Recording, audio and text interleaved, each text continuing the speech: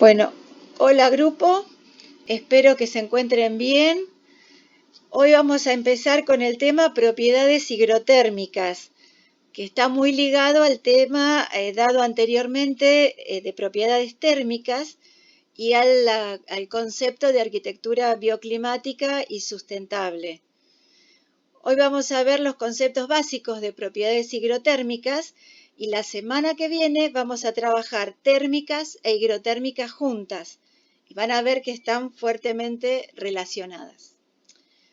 Bueno, en principio, la palabra higrotérmico proviene de una voz griega que es higro, que significa húmedo, mojado, y de otra palabra que también tiene raíces griegas, que es la palabra térmico, y que significa, junto con el sufijo ico, relativo al calor.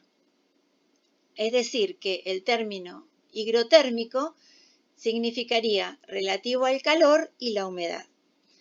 Entonces, en este contexto, podemos definir como confort higrotérmico al bienestar que sentimos cuando estamos en un determinado nivel de humedad y de temperatura y estamos a gusto, nos sentimos confortables dentro de una habitación. Esto ocurre cuando los diferentes mecanismos termorreguladores del organismo, como es por ejemplo el metabolismo, la sudoración, no tienen que intervenir para calentarnos o refrescarnos, con el objetivo de proteger nuestras funciones vitales. La humedad relativa a la que muy habitualmente se le achaca ser la causa de incomodidad, en realidad es menos significativa, ya que la tolerancia del cuerpo es bastante grande, admitiendo entre un 20% a un 75%. En cambio, el rango de temperaturas en las cuales nos sentimos confortables es bastante más estrecho.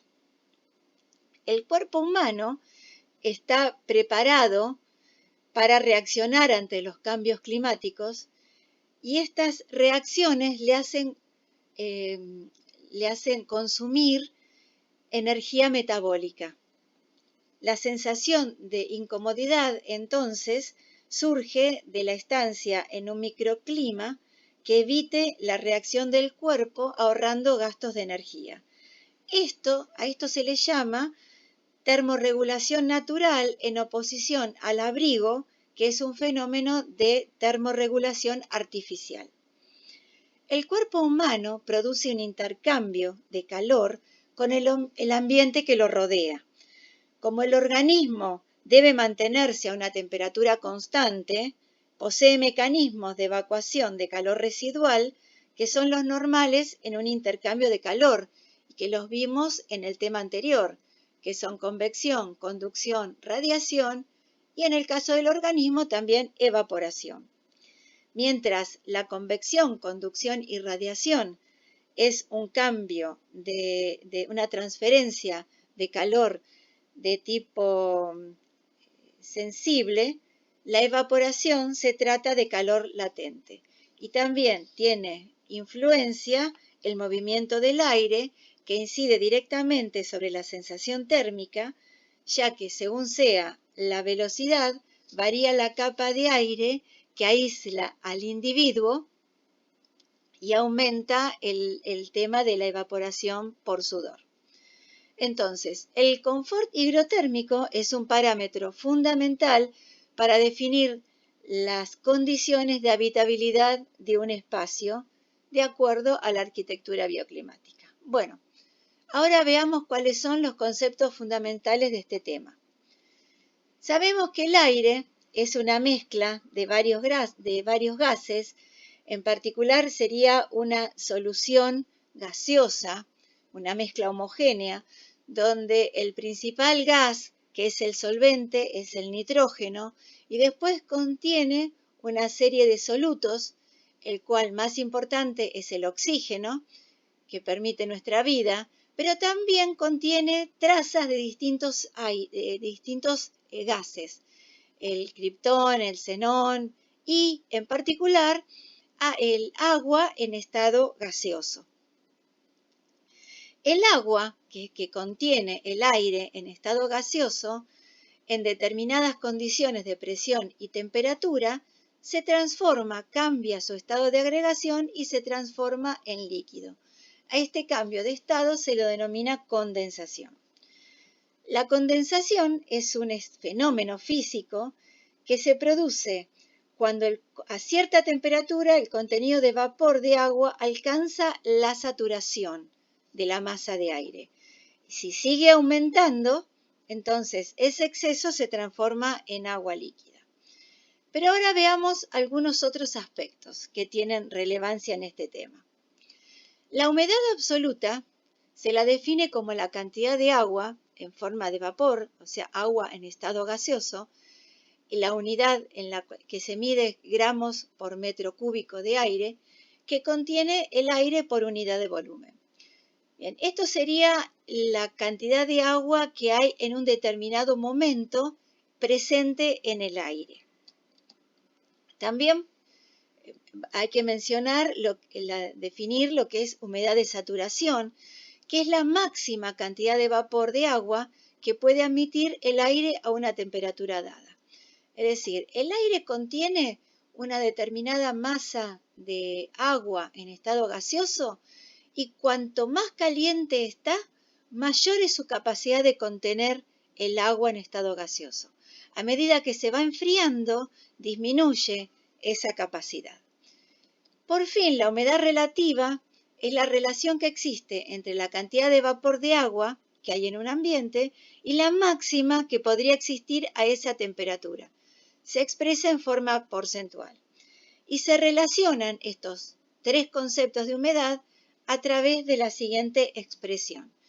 O sea, la humedad relativa es igual al cociente entre la absoluta y la de saturación multiplicado por 100. Bien, y otro concepto muy importante en este tema es el de temperatura de rocío, o también llamado punto de rocío. Esta es la temperatura a la que empieza a condensarse el vapor de agua contenido en el aire, produciendo rocío, cualquier tipo de nube o neblina, y en casos extremos puede ser también escarcha. Este punto de rocío, como les decía, a medida que el aire se enfría, llega a un punto donde comienza la saturación, la condensación. Para que se produzca, se deben dar determinadas condiciones de temperatura y de humedad relativa en el ambiente interior. Cuando el aire se satura, es decir, llega a la humedad relativa igual al 100%, se llega al punto de rocío.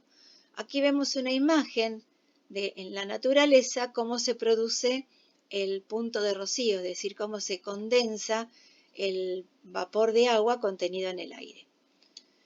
Para cada temperatura hay una cantidad máxima de vapor de agua que puede contener y por eso se llega a la temperatura de rocío.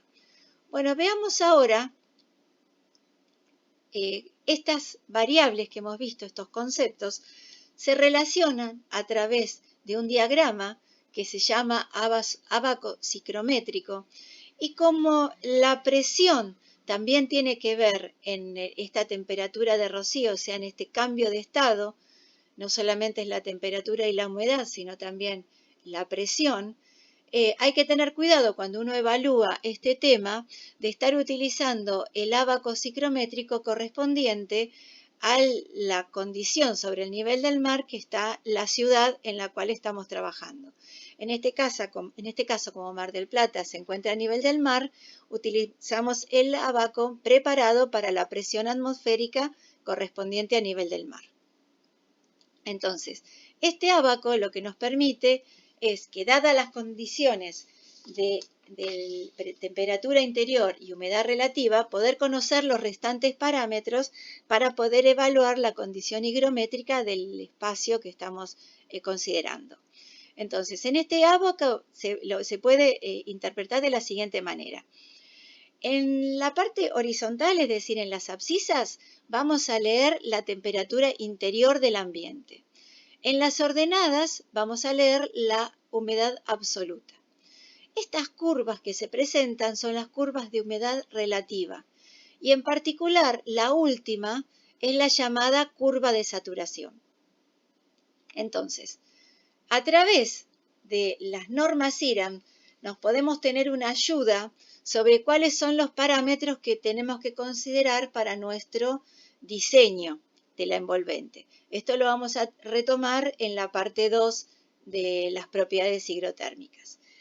Entonces, en principio, Mar del Plata, si es que estamos evaluando Mar del Plata, como es este caso en esta materia, es la zona bioambiental 4, subzona D. La temperatura de diseño interior que la norma IRAM sugiere es 18 grados para la mayoría de los ambientes. En algunos ambientes sugiere 15, como es en un salón de usos múltiples o un lugar así, donde un gimnasio. Y la temperatura, la humedad relativa de interior de diseño serían 63% de humedad. Entonces nosotros estamos entrando en el ábaco por los 18 grados que sugiere la norma y el 63% de humedad relativa. Entonces, vamos verticalmente a partir de los 18 grados y cuando interceptamos la curva del 63%, de ahí nos vamos por una recta paralela, horizontal, paralela a la temperatura, y donde corta la curva de saturación, vamos por una vertical hasta cortar las temperaturas en las abscisas. Y eso nos da el valor que sería la temperatura de rocío. Este tema se los presento ahora, pero lo vamos a retomar en la segunda parte de propiedades higrotérmicas. Bueno, y a ver, ¿cuáles serían los problemas higrotérmicos con los cuales nos podemos llegar a encontrar? En principio se presentan en invierno o en climas fríos. En invierno, climas fríos y muy húmedos, como es el caso de Mar del Plata, los problemas higrotérmicos que surgen son montones. Tiene que ver con que el agua en estado gaseoso, el vapor de agua que está contenido en el aire en los ambientes, se condensa, como veníamos diciendo, porque disminuye, al atravesar la envolvente, disminuye su temperatura y entonces nos podemos encontrar con dos situaciones. Si condensa en la superficie interior de la envolvente, estamos en presencia de condensación superficial. Y si ingresa en la masa de los materiales que constituyen la envolvente, en cada una de las capas que la constituyen, estamos frente a la condensación intersticial. Si en un punto del elemento constructivo, en su superficie o en su interior, se produce agua líquida, estas gotas en principio se van a mantener adheridas por tensión superficial sin provocar más que un empañamiento en la superficie.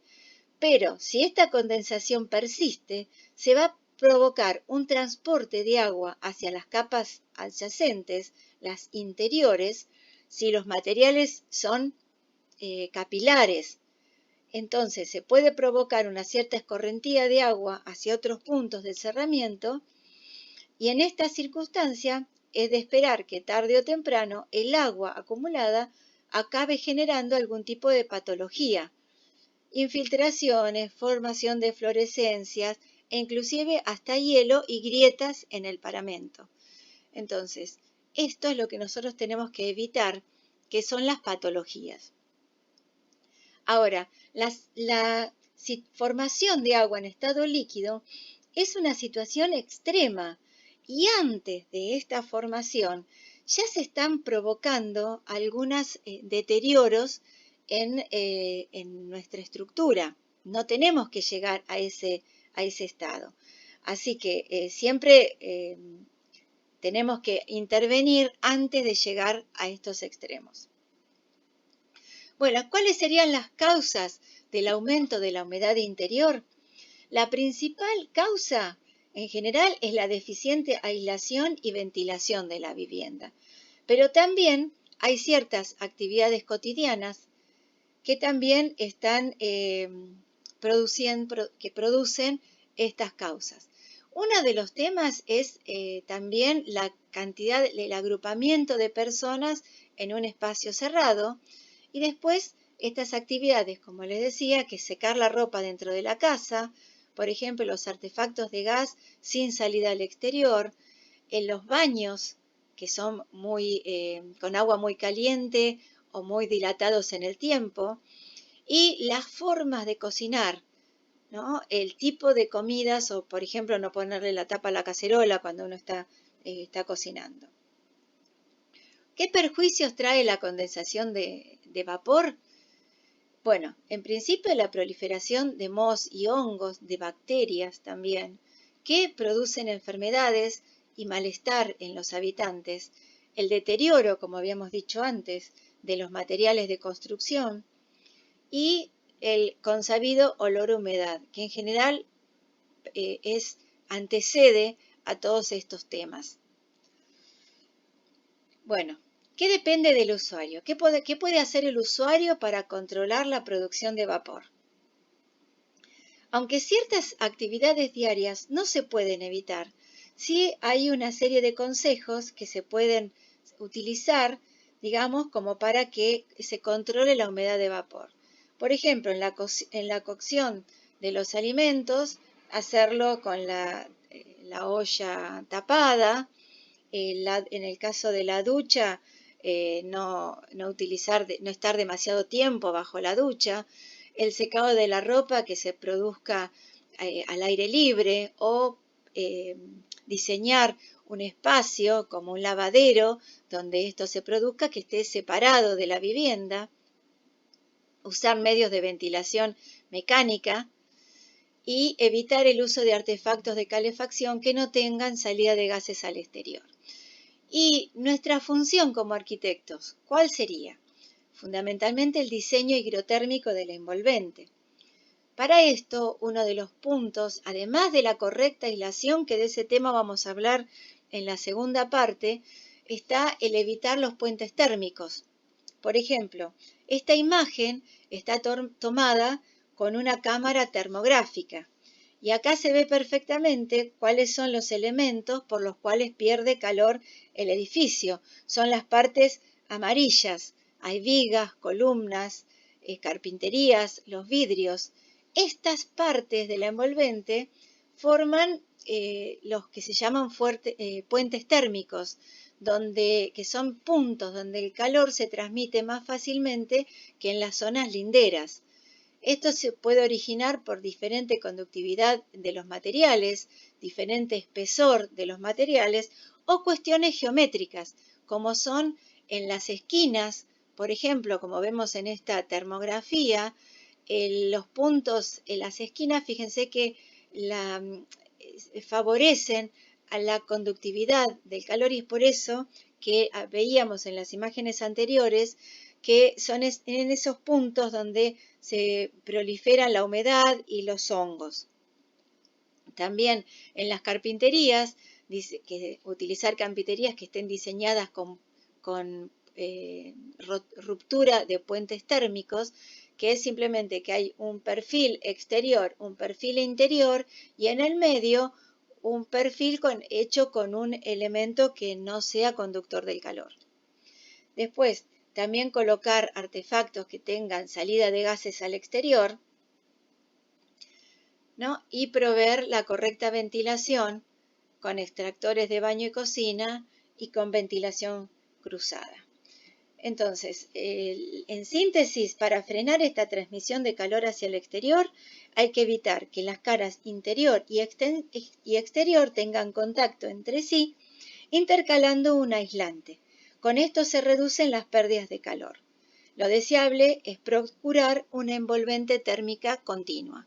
Sobre este tema en particular, sobre todas estas cuestiones, vamos a indagar en la segunda parte que será la clase que viene. Entonces nos despedimos hasta el jueves que viene. Chau, chau.